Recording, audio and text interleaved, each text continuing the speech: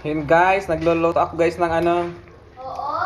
ng Bacon Express. Request ng mga bata. Kaya na-miss daw nila yung Bacon Express ko. Pwede Kaya na. halika ke! Ha? Halika.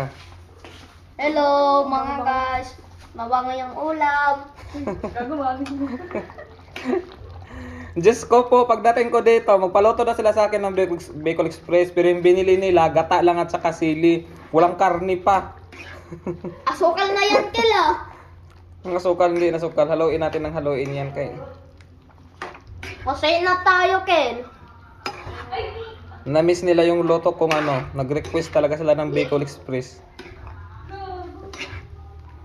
Kaya tikman natin cake kung masarap ba. Lapatingin nga ako. Kuha ka kutsara doon, dali.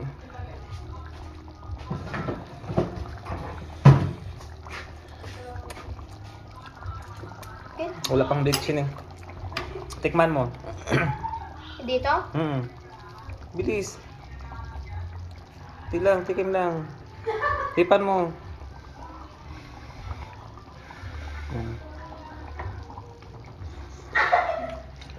Ang lasa.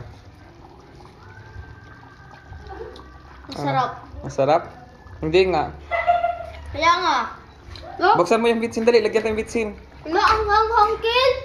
Bacon Express nga eh. May Bacon Express bang ano, hindi maanghang? Bitsin ba? Buksan mo. Bilis. Ayun Sabi, oh. bitsin. Ayan. Hindi yan yung no bitchin.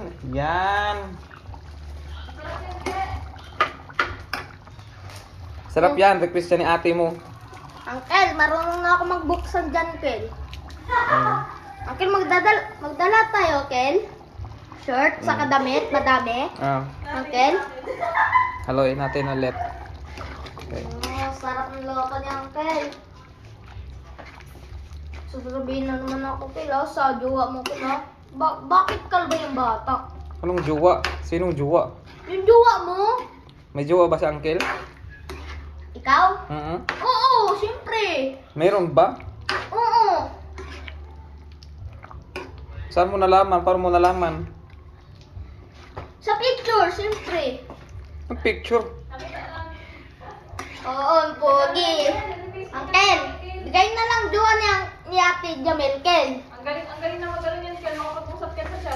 Uncle, Madasa siya sa RB. kaya nga. Silang ulo.